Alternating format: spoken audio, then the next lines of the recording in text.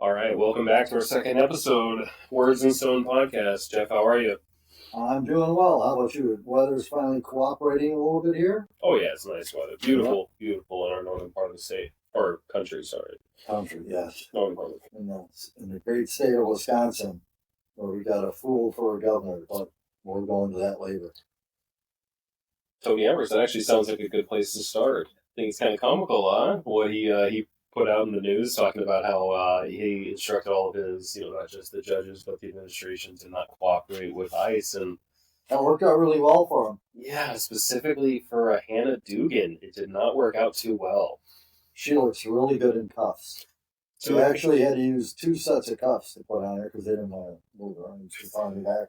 But yeah, they marched her out of court by the FBI, and she is now taking off all of her cases, as far as I can understand, until late May, when they have the hearing. Oh wow, I'm surprised they even gave her a shot to still hold her office. That's interesting. Yeah, I guess it's innocent until proven guilty if you're in a certain condition in society. Not just everybody, but Right, but then I didn't let her rule on any cases or any of the upcoming things that were on her docket. So she's pretty much done with that. She may be done for good. I mean, as a judge, she broke the law. I mean, yeah, just for some context, so the alleged story, according to Pam Bondi, the federal attorney general, so FBI and DEA agents showed up to the Milwaukee courthouse, and apparently the judge, Dugan, was informed of this, and she actually went outside to personally interfere with the investigation. They said that she was reportedly shaking and very angry, screaming at the agents, instructed them to go talk to the chief judge. They go talk to the chief judge at the same time she brings in this illegal immigrant. I can't remember. I don't think I actually caught his name, but he was in court at the time alongside his victims for a domestic violence charge. Yes. So the woman that he was seeing called the cops on him, had him arrested. He was dealing with all this. And at the same time, the judge thought it was appropriate to bring him back into the private quarters, the chambers, the jury chamber, and lead them out of an exit doorway where one of the DEA agents outside saw the man and led to a foot chase, which, like we said, he didn't he could run too fast. No. But yeah, they did catch him, so he's now in prison and going to be deported. I think he's in some kind of, I forget where they have him, what state they have him in holding right now. But he's going to be deported, and the judge is in big trouble. I mean, as a judge, you're supposed to know the law. And if all of a sudden you decide that you're going to break it because of your personal beliefs, does lead me to believe that you shouldn't be a judge because you're supposed to be impartial. It just, like I said, it leads me to believe that at this point, because the statute of justice is blindfolded and for a reason, and you're supposed to be impartial, and you're supposed to rule by the law. And she had to know darn well she was breaking a federal law when she did it. So good luck to her and good riddance. Yep. So the one thing that I wanted to bring up today, I always hear this topic of segregation. Everybody is, why are we segregated? Why is this happening?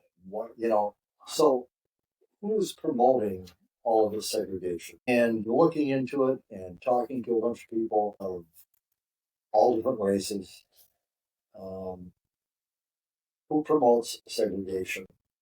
And what I want to know is, why is it that politicians, especially black politicians, seem to always yell segregation? But then when they get to Washington, they join the Black Caucus, which is only for blacks. They will all preach Martin Luther King's words, all men are created equal.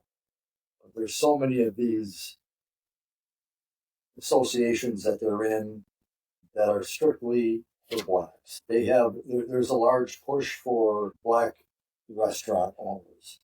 There's a large push for Black Lives Matter, the Black Entertainment Channel. These are just a few of them. The whole section on Amazon just for black-owned businesses. Yep, you have get what you're Black saying. History Month, Black Lives Matter, the Black Pack. You have the NAACP, the National Action Network, the National Black Justice Coalition. You have the Color of Change, Center of Black Equity, and National Congress of Black Women.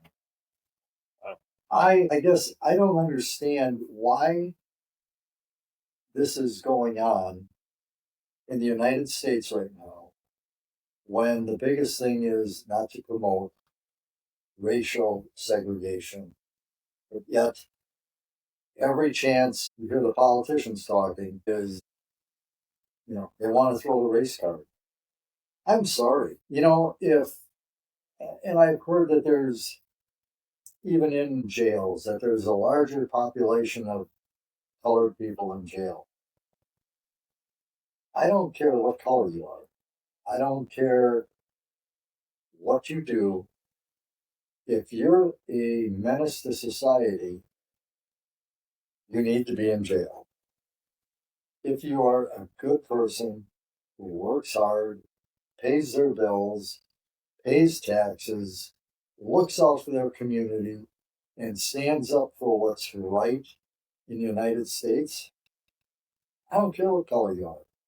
I don't care if you're chartreuse. It doesn't bother me. I just want good people. Bad people are bad people. There's no color that goes along with that. It's just the way it is. yeah, exclusion and supremacy, I think, are kind of historically bad situations whenever any kind of gender or race takes it upon themselves to claim supremacy or hierarchy system where they're on top.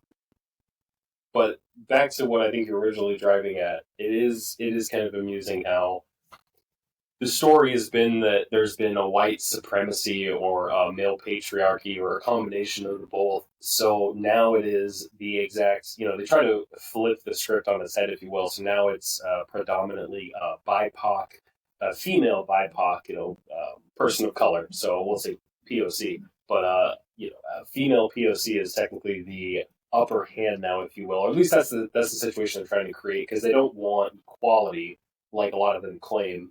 I can say that about a couple different movements, but they claim equality and they want something fair across the board. But in reality, they want supremacy because of something that they feel wronged about in the past, whether it happened to them, a grandparent, a great great great great great grandparent. And yeah, I definitely see an issue with that. Wasn't there a baker in Colorado, probably the only baker in Colorado, that refused to actually make cakes for gay people? I'm pretty sure he was sued into oblivion because specifically he would not cater to a specific group.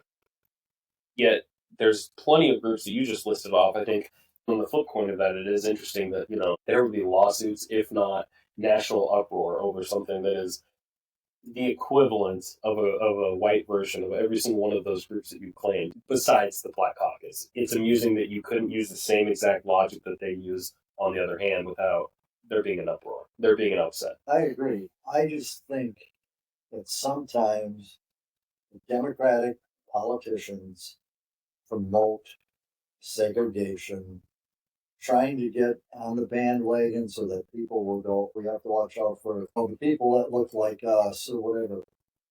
That's not what the United States is founded on. The United States is founded on just that. It's in the title, the United States. We're all supposed to act as one.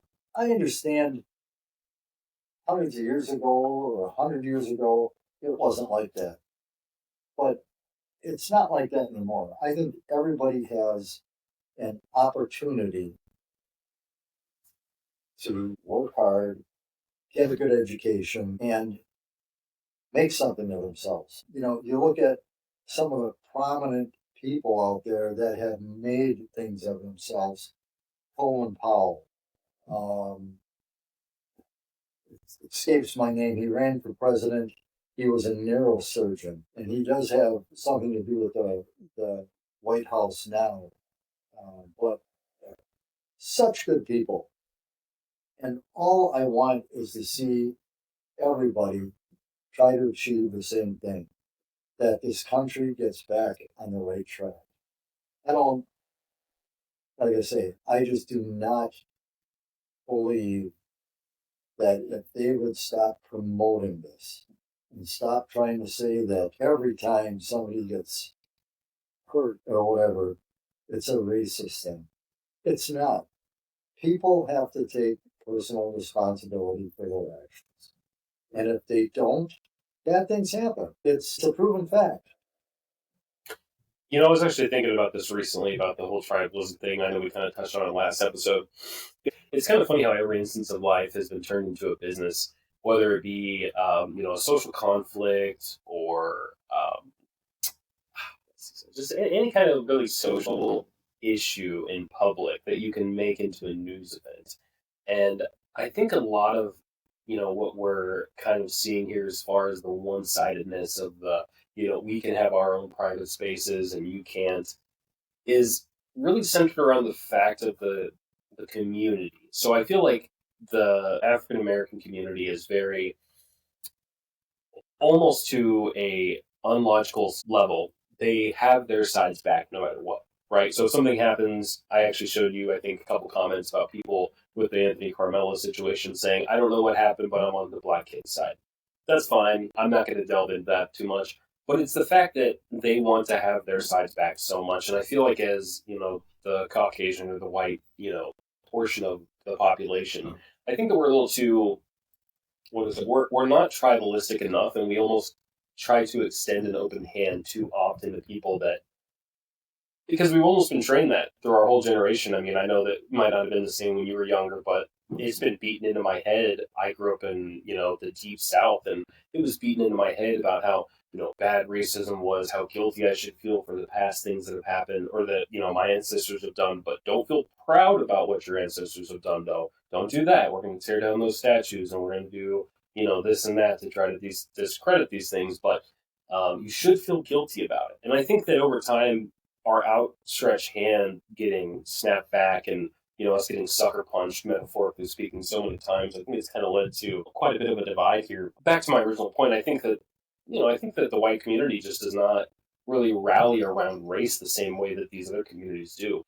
And tying it back into business, I think that a lot of these PR companies, these news companies, specifically the mainstream media outlet, understands that, yeah, absolutely, the fake news. I'm sorry, I can't believe I addressed them properly. They don't do us the same respect. No, I'm just kidding. But I think that a lot of them have turned it into a business, and that's why we hear so much about it. That's why it's so harped on. These are just speculation thoughts I've had, but they understand that if they can really rile up certain communities, it's a payday.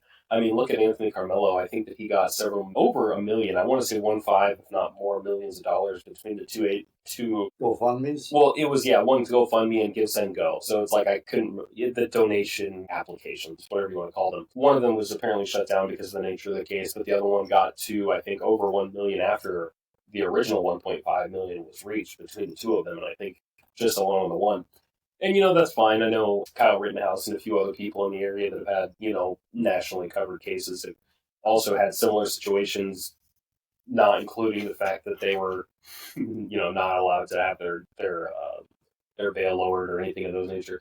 But it's just interesting that people will rally around these situations based on race, and I think that a lot of that is that we don't feel was it represented in a lot of these situations. One because of the narrative that we should feel guilty and we're evil, but also for the fact that our community just really is kind of a self-inflicted community. I mean, look at like the liberal people. I mean, I've seen so many videos of white people that they are just disparaging of their own race, which is pretty sickening to me. I mean, I don't think you should disparage other races, but you absolutely, above all else, should be proud of who you are, where you came from, your ancestry, what led you to be where you are today. I mean, you have an entire family line of people that fought, died, and worked themselves into the ground just to try to provide a better life for their kids. And I think it's a dishonor. I think it's a dishonor to try to undermine who you are and where you come from. But I think it's interesting. No, I agree, but I think sometimes the reason that we're not so much on the bandwagon when it comes to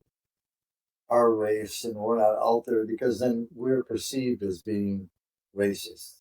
If we're out there backing the whites and the police, you know, granted, I would imagine that there are some bad cops out there and stuff like this. But when you see some of these videos of people walking towards them with axes and they're they're backing up, going drop it, drop it, drop it, and they don't, and they get shot. I can't feel bad. I can't feel bad for this judge that got hauled out in handcuffs. I can't. I mean, it's the law, and we have to get back following the law.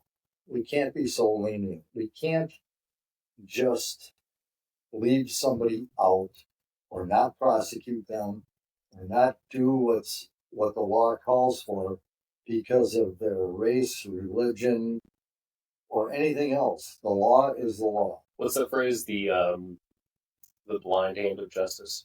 That's what it is. Is what it's supposed to be. Yeah. No? I think that's a really good next segue. Actually, I think that getting back to a sense of reprimands, but repercussions, if you will, for certain actions is getting us back to a good spot. I think it's a butterfly effect, if you will, at the very tail end of it. If you start operating society with repercussions, or start inflicting repercussions on people in the society, you end up at the end of the tunnel having a better society, higher trust. I feel like less crime. Obviously, it's never going to be perfect, but I think we're in the right direction. I mean, we have Trump just issued another presidential order. I believe it was a presidential order, executive order, trying to keep people accountable in these sanctuary cities. So these blue cities that are supposed to be working against ICE, trying to get these people out of here, get them deported.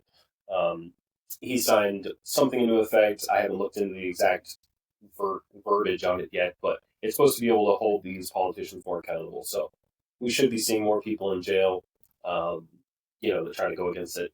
RFK has banned artificial flavorings. I think it doesn't take effect until next year, but we've already seen Pepsi and a few other companies jump on the bandwagon. I know Good Eats with Walmart has already rolled out a bunch of non-artificially flavored sprinkles and things of that nature.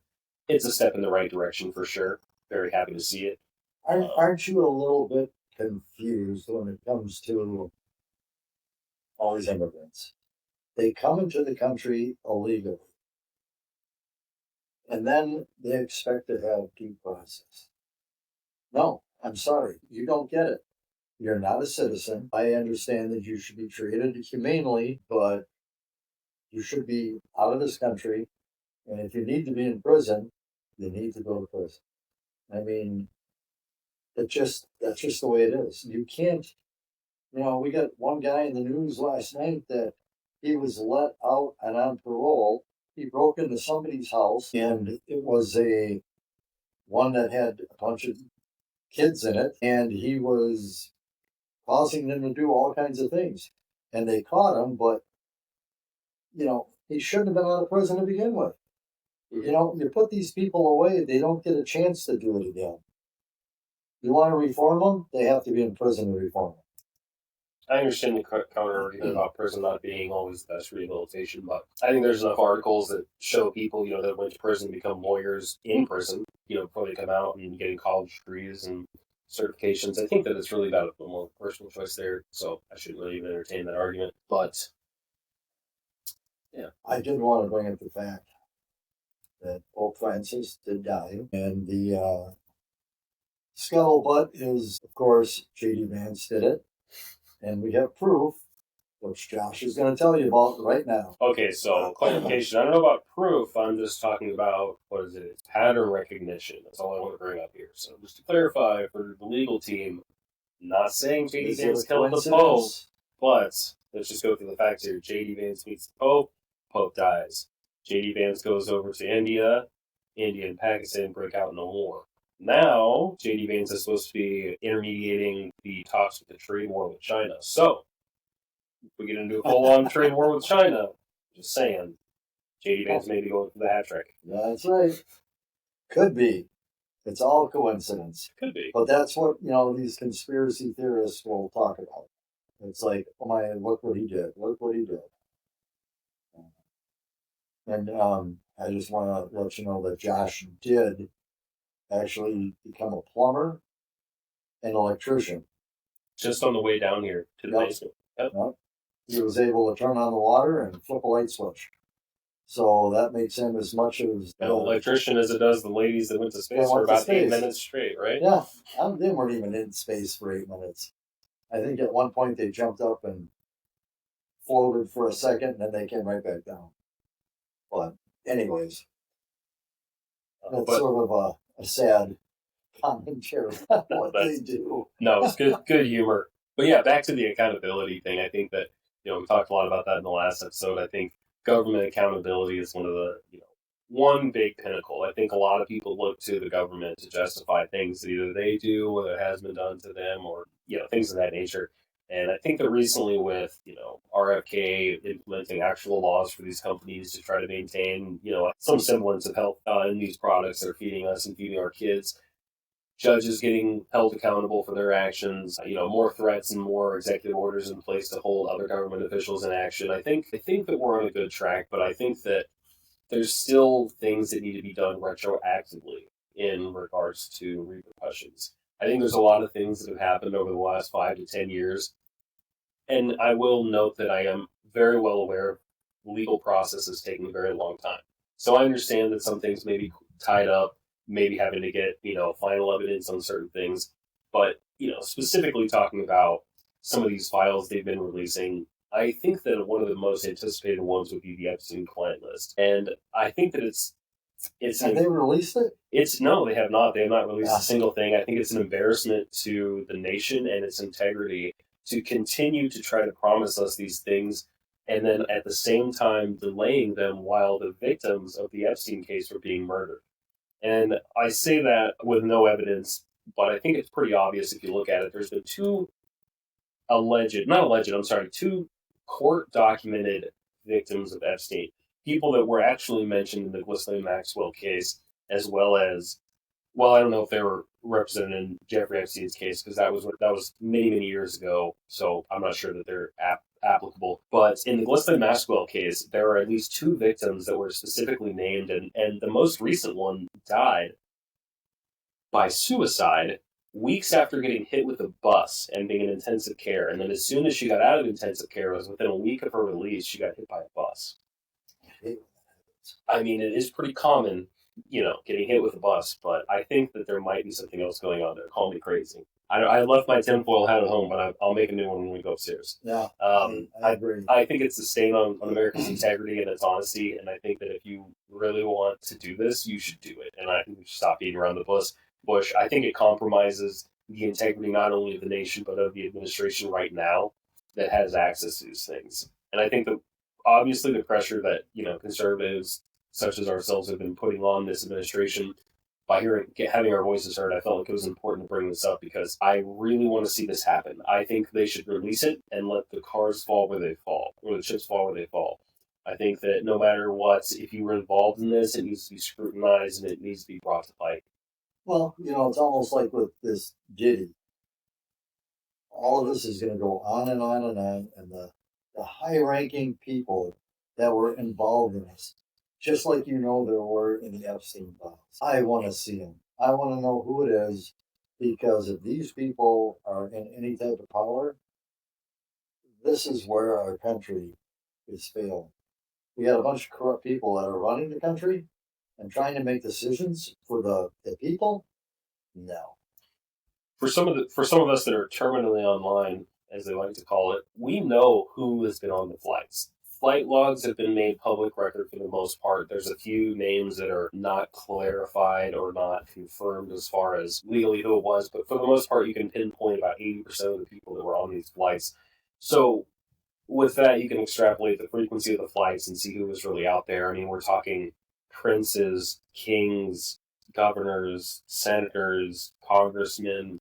I mean, if you can think of it, you name it. Heads of business, heads of tech, heads of pharmaceutical companies. There's really no end to it. So at this point, was it Hunter? At this point, we need to. I actually don't think I ever heard anything about Hunter Biden. Really? I know. I think he was too busy being corrupt on his own. Have somebody corrupt him. He had hookers and everything else. He had enough going on. The Mossad. I'm sorry. I mean, Jeffrey Epstein.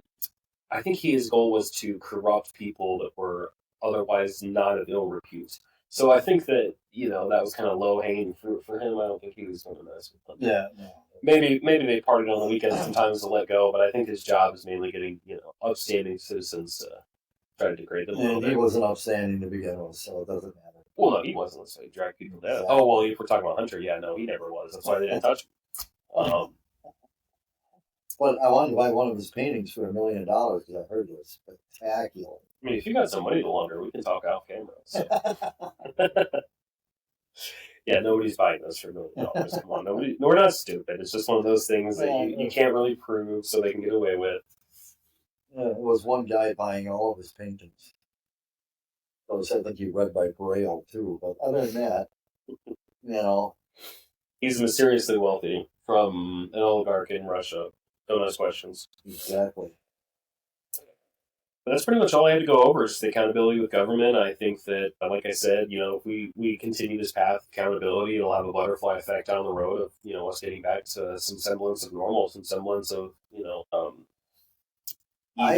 blind justice. I just want to see all people in this country stand up for their community, and when there is crap going on and drug houses and people, I don't want to be a snitch. You're an idiot. If this is what you want your family to grow up in, no, it doesn't work that way. Get these people out of there. Make your community safe. Make your family safe. Too many people are doing drive-by shootings and they're shooting kids that are sitting in their house, minding their own business in their bed, and they get shot through the wall. It's not right. And you can't tell me that people did not know who these people are. We got shootings that go on here every night. 2 people, 3 people, 4 people. And those are the only ones they report.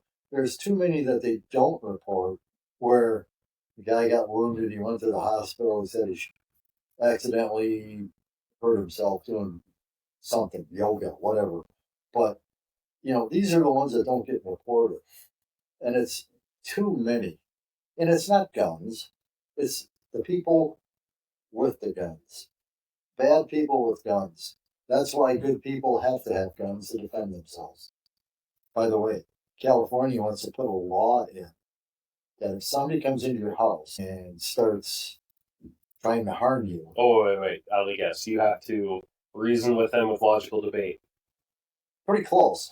If you would happen to shoot him and kill him, they could charge you with murder. And they want to put this a new law. I mean, who's ever bringing up this law should be thrown out. Actually, this brings up another thing I do want to mention that comes back to the accountability of government. So, I want to give kudos to the founding fathers. I know that the task they had amongst them whenever they were trying to write the rules and guidelines, if you will, for this country to try to survive beyond, whatever, just a blip on the historical radar. I think they did an incredible job, and I think there's some things that need to be taken care of or need to be adjusted for, the mass immigration that would have never been allowed under, our forefathers. And I think one of those things specifically is the extension of the natural born citizen rule to other governing bodies, being Congress, being Senate, even down to district judges. I do not think that a judge that has the power to put a hold on a presidential, and may I also add, a majority voted presidential elect. So I don't think that a judge of any degree, maybe federal judge, like a Supreme Court judge, maybe, is probably the only one, should be able to put a hold on some of these actions that the will of the people have voted for in the ballot box. We literally won the ballot box because we're so tired of this insanity and we need to get back to something. Or even if it's not back to something, it's a change of something. And then these direct actions that the will of the people have pushed forward onto the front plate are being held up by these people that claim to be American, but I just do not believe for a second that if you are a dual citizen or if you come from another place, if I came from Poland, directly from Poland, or if I came from Europe or anywhere else, I would be lying if I said that I didn't hold a little piece of my home in my heart. And I just do not believe that you can have both feet in the boat and both boats stay afloat. It's a little corny euphemism, if you will, or metaphor that my sales coach used to teach me, but you have to be dedicated. You have to have both feet in the boat. And I think that not just being a naturalized citizen as far as like coming and being born on ground, I think there might even need to be a lineage rule to it. I think that there's some importance to having America in your heart whenever you're representing America. I don't think that you can represent India and America at the same time. I don't think you can represent Somalia in America. I don't think you can represent Israel and America. I don't think you can support any of them wholeheartedly if there's two. I think that it's a one-off situation, and for the next podcast, I'm going to look into some statistics as far as what other countries allow dual citizenships for their representatives, because I'm willing to bet it's probably none, if not close I was to. going to say, I don't think there's any other. none that I can think of. There's no empire that's this lenient, No. and I think that it's having not only lasting but very big impacts on our policy and the world that we live in today. And I think that starting with things of that nature to try to course correct is pretty important. I don't know, just some thoughts that I have about the current situation. I would like to close with this on your topic. If we have judges, starting out with the topic I started with, we have judges and we have politicians that think that they can impose their own will over the will of the country that voted, 77 million people voted for Trump. And now you're going to try to stop them because you just don't think it's right. It's not up to you. You are not, you're doing this only out of your own political beliefs. So people in America got to start thinking about this. And when it comes to voting, you got to get out and really understand what is going on. And when they vote with all of your intelligence and your brains, and not just because somebody else told you this is the way you should feel. And that's all I gotta say. I just hope that people can be kind, pay it forward. Yeah, try it. Yeah, and I leave this as an open invitation to people of the older generation, anyone really that isn't interested in politics. And I know that this probably should have been mentioned in the beginning of the video, because if you see this and you're not interested in politics, you might tune out. But I would like to put it on the hearts of other users that might have found themselves here that, you know, just because a lot of people get nasty in politics doesn't mean you need to exclude yourself from it. Politics is going to continue and will affect your life and cascade into affecting your children's lives and so on. It's not something that you can just stand idly by and nothing will change it. Things will constantly be changing, and I think it's important to get out and voice your opinion. Make sure that you're heard. I think that a lot of the situation we found ourselves in with the last administration, and maybe even before that, was that people, specifically like me and my generation, felt disenfranchised and felt like it didn't really matter. For a long time, I felt like one vote didn't matter. Doesn't matter at all. But it has enormous weight. I know that me getting out and voted, I brought other people to poll with me. And not only that, but you don't understand the impact that you have in your community along with people beside you. It really can snowball into something monumental. And whether you disagree or agree with us, I think it's important to understand, like Jeff is saying, what people in your area have intentionalized for you. Are these people that have good intentions for you? As of lately, I think not, especially if you live in a major area. I think that you should really be holding your representatives accountable and getting in there yourself if nobody else is doing the job. I mean, there's a lot of positions in Milwaukee, even that, at least in my district, that were run unopposed. And I think that not a lot of people realize you can just do things. You can just sign up and run. I'm a firm believer in this. If you don't vote, don't complain. Because guess what? You had a choice to make a difference. And your choice not to, don't complain. Live with it. And with that, we are going to leave off. Thank you all for joining us again. This is our second episode, and we hope to see you back. Please leave a comment below about what you wanted to hear, what you liked. If you'd like to come on and talk to us about some issue, we're hoping to do a live stream version of this podcast here pretty soon. So give us some feedback and let us know what you think. Thank you all. Yep. Have a good evening.